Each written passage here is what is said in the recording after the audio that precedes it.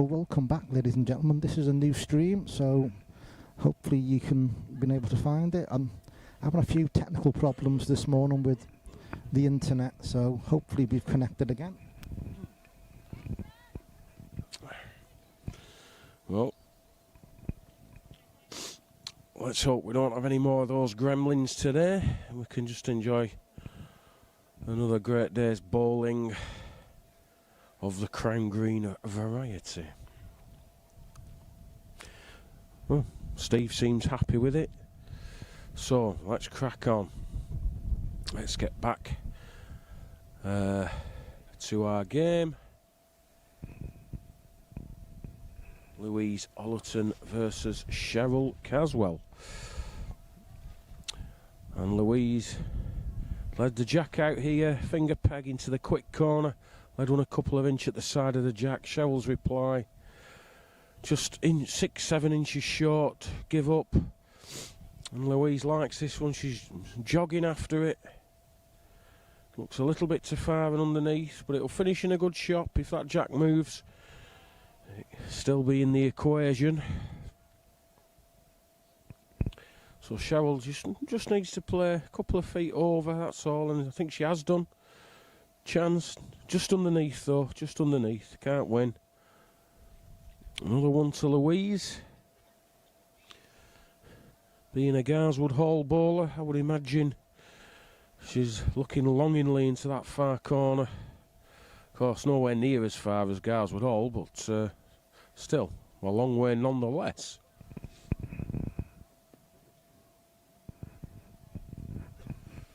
Just 3/4 corners. Just playing underneath. Thumb peg. Little bit of a push up there. Always seems to be that yard further than you think, but it's not so bad, isn't this? That's a good lead from Louise. Just a foot short. Now then, Cheryl. Looks just like it's just tight, is it? Just tight, yeah. Just in the back, a great effort, somebody said. Just knocked Louise's ball a little bit closer. Cheryl will be wanting to play a similar ball with the next. Louise has to be a little bit careful, and she's certainly erred on the side of caution. Might be in the way. Cheryl's looking at it, thinking, I wish that ball wasn't there.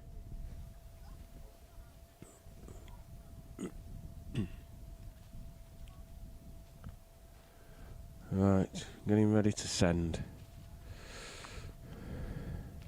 Just waiting for a jack to go across her. And down and away. It's come out with some pace on it as this. Definitely getting there. Looks tight though. Yeah, on the narrow side. Goes out. Another one to Louise. Comeback's going well. 8-12.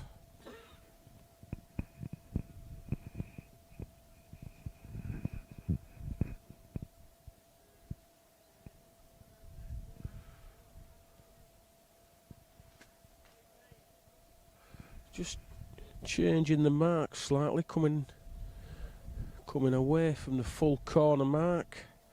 Again, 3/4 corners, thumb peg. Not just into the quick corner, but sort of in the general direction.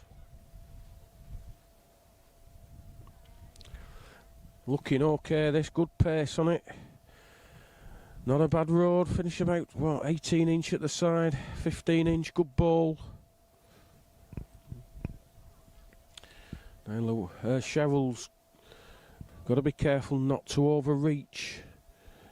We saw yesterday how the balls just seem to run that little bit off the crown. Doesn't look that steep, but you get down to green level, you can definitely see it.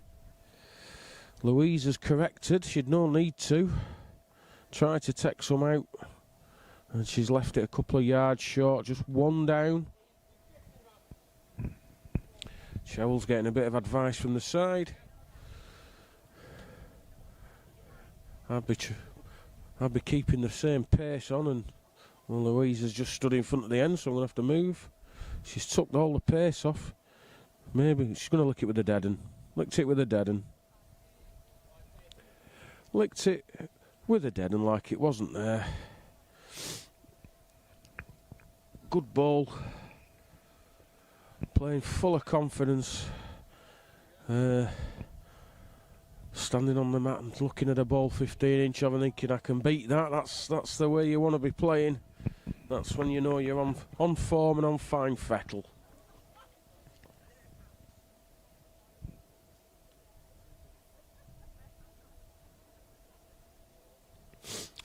You must forgive me today. I'm a little bit bunged up, bit of a cold. So I do apologise.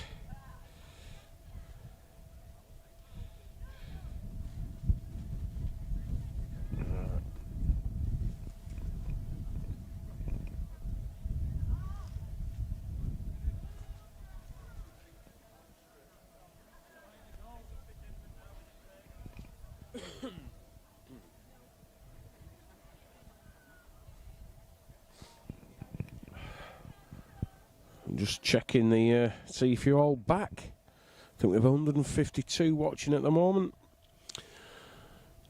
Cheryl, line 2, but good 2.5 feet off the nearest ball. Shouldn't really be near enough. This is far enough, you know. It's going to need to stop. Pick the jack up, maybe. Yes. Needed it. I think it would have been touch and go whether it had stayed in.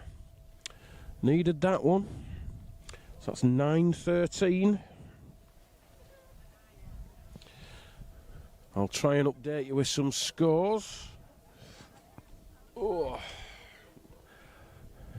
So, number 1, Sian Maddock. 5, Jordan Picken. 18, Emily Koenig, sponsored by AC's YouTube channel.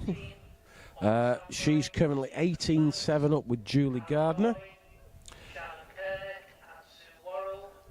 Number 7, Jess Lacey, the junior merit winner, is 11-8 up with Olwen Edwards.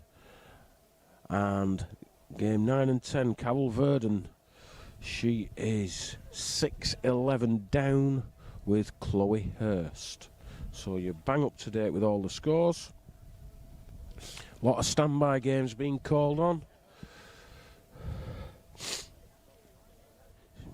She's running, needs to peg. She's pegging. Going to be 1 in 1 out. So she's got a better one. About 10. 1. About 10.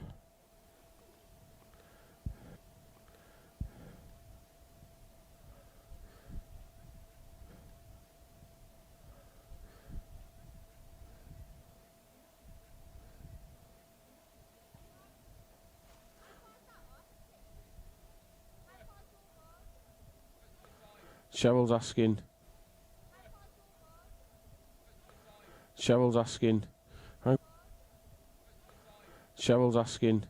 How far the nearest ball is. And she's says she's going to play a few yards. Says she's going to play a few yards over. So I'm thinking it may be in the region of 70.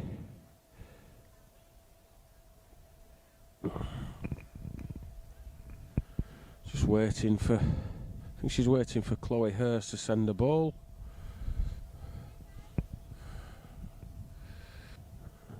Just preparing to strike, eyeing it up. And it's on its way. Oh, I was wrong, it's only 50 yards over. Just over the bar, is it? Yeah. Over, high, wide and handsome. One more to Louise, 10 in the same street now. Oh, there's carnage. There's carnage. You can't see it, it's at another end. Balls have hit everywhere, just absolute carnage.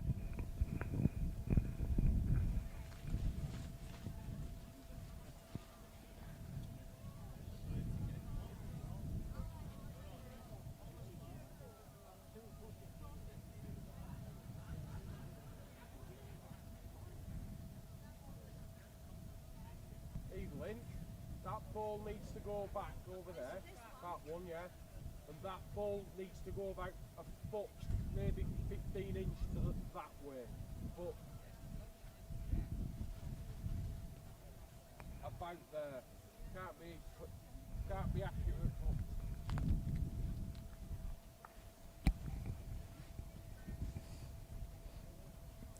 Louise's lead, a couple of yards short, and Cheryl's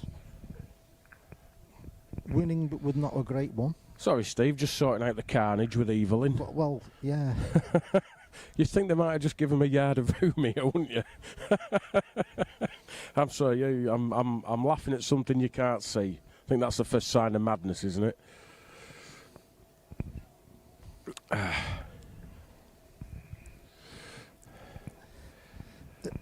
There are comments to be made about why isn't that block up? Why haven't they moved a yard? Look, they're all the questions that are going through my head as well, don't worry. Yeah, one of the ends needed to move a couple of yards to the left, and that probably was jack up. But anyway, oh, I've just had a waft of bacon. Oh, if anyone is in the vicinity listening to this,